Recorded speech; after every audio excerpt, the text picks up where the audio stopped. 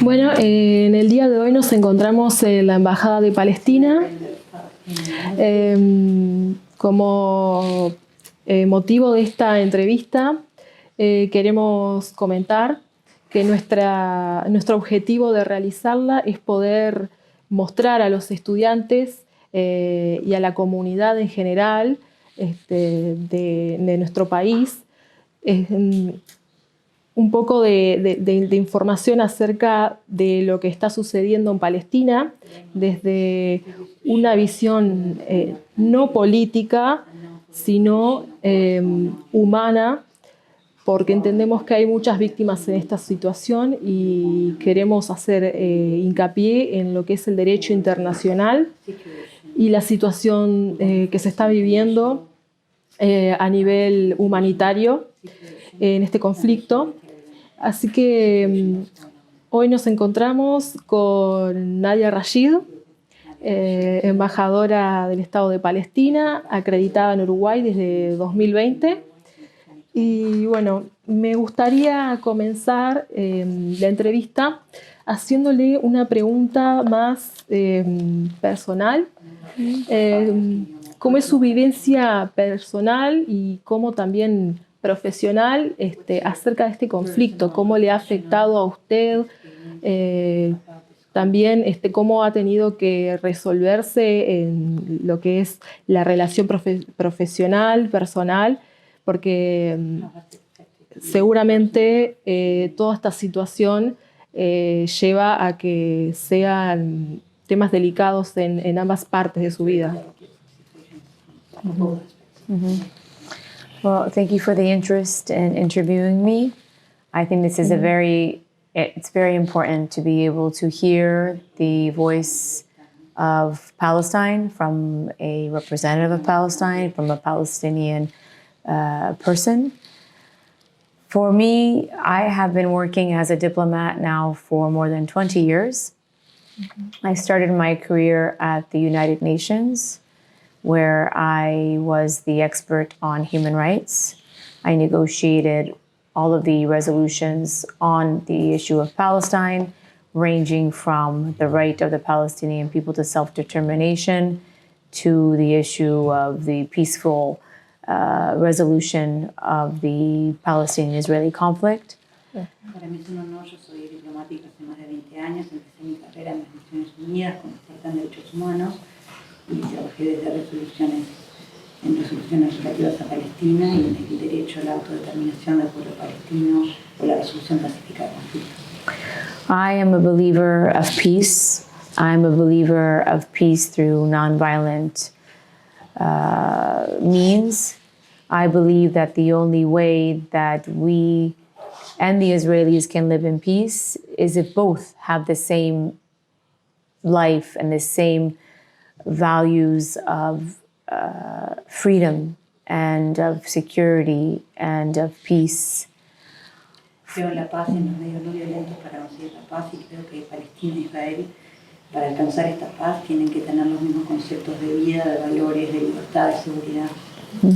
On a personal level, I think for me, as a diplomat who has been working on this situation for a very long time, I have been through many different, very difficult times for the Palestinian people. This is the 6th war on the Gaza Strip.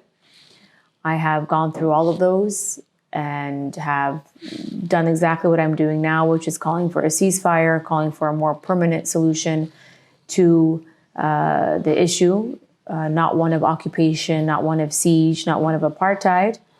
But on a personal level too, it's been very shocking to me because the level of dehumanization of the Palestinian people has been horrendous. A nivel personal ha sido muy difícil el nivel de deshumanización a que ha estado sujeto el pueblo palestino. Esta es la 6ª guerra y las he vivido todas y lo que yo pido es un alto al fuego, una solución al conflicto. I have 3 kids who are here in Uruguay who were born in New York City. Mm-hmm. And they felt, I believe, for the first time ever, discrimination against them because they were Palestinian. And I struggled with that because I didn't think I needed to make it clear that personally and professionally, we are against all violence against all civilians, Palestinian or Israeli. And this was something that I believe that somehow got confused. And instead of approaching the issue with dialogue, the answer was to assume and make horrible assumptions about the values that we have, and unfortunately take it out on my children.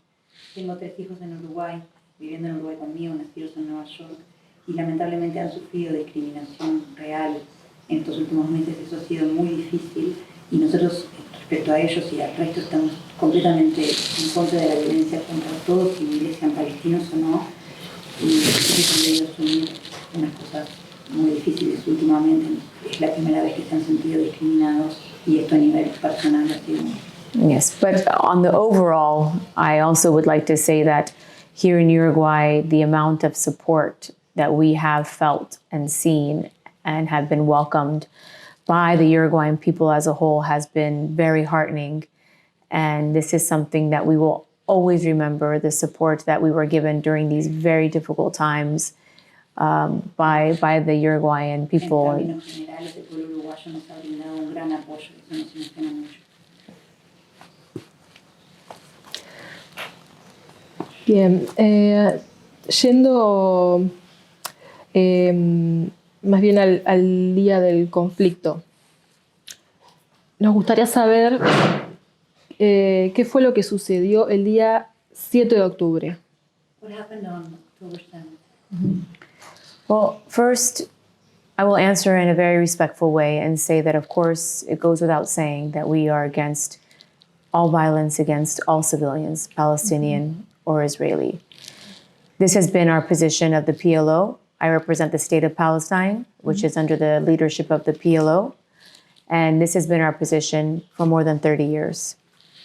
However, as a Palestinian and as a Palestinian representative, it is very difficult to start the story there. Because the story doesn't start there. The history doesn't start with 7 October.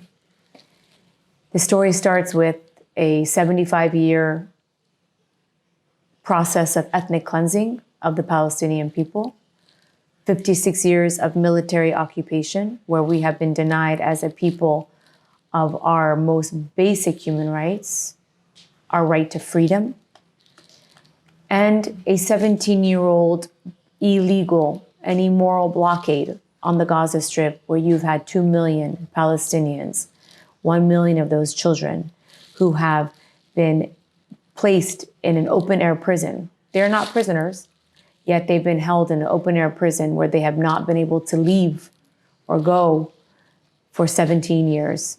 De manera muy respetuosa, debo decir en primer lugar que estamos completamente en contra de cualquier tipo de violencia contra todos civiles, incluidos los israelíes. Esta es la posición de Palestina y yo la apoyo. Pero la historia comienza mucho antes del 7 de octubre, comienza hace 65 años, cuando comenzó la limpieza étnica del pueblo palestino, hace más de 50 años, cuando comenzó la ocupación, hace 17 años con el bloqueo de la franja de Gaza, donde hay involucrados 2 millones de palestinos, 1 millón de niños en una prisión a cielo abierto.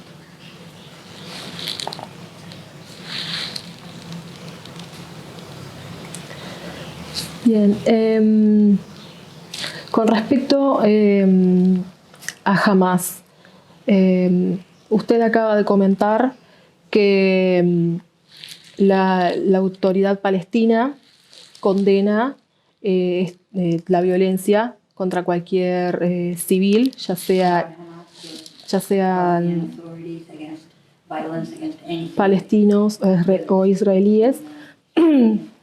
Entonces, para recalcar, nos gustaría reformular la pregunta si están, más bien para que lo entiendan, les quede claro a las personas que lo ven, están realmente condenando las acciones de Hamas.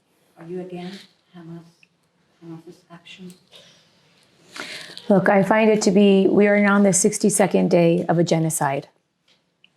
This now needs to be the question. Creo que estamos ya pasaron meses desde que comenzó el genocidio. Yes. control.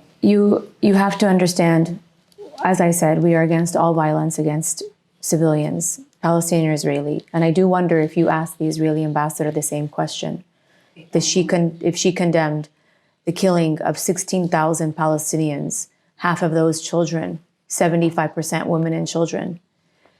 Estamos en contra, como te dije, de todo tipo de violencia, incluida contra los israelíes, pero realmente me gustaría saber si tú también le preguntaste a la embajadora de Israel si está en contra del asesinato de 16.000 civiles, 75% de ellos mujeres y niños. There's always a lot of focus on Hamas. And I think there's a lot of idea that if you say Hamas a million times, then you can forget about everything else that Israel has been doing, not only on the 7th and the 8th and 62 days later, but also on the 6th of October and the 5th of October and the 4th of October and for 56 years before that. We as a people are the people under occupation. Israel is the occupying power. They control every aspect of our lives. Nos centramos mucho en Hamas, pero la verdad que sucede con Israel y las acciones de Israel en los últimos 56 años. Somos un territorio ocupado, un pueblo ocupado, no tenemos absolutamente ninguna libertad. So I think when we talk about this issue, 62 days later, after October 7th, we can't really just focus on October 7th, which we've said we condemn all acts of violence against civilians. We don't believe that there's a military solution to this issue. We believe in a peaceful resolution to this. But as a reporter and as a journalist, and as we've seen in the Western media, there is a focus on this without the focus being on the civilians who are now being literally completely eliminated. Our existence right now is under threat. Nuestra existencia ahora está realmente amenazada, se está eliminando a los civiles. Nosotros creemos, desde 62 días del inicio del conflicto del 7 de octubre, que la solución no es militar, queremos una resolución pacífica. Y los medios occidentales se centran en este aspecto de Hamas y solo en eso.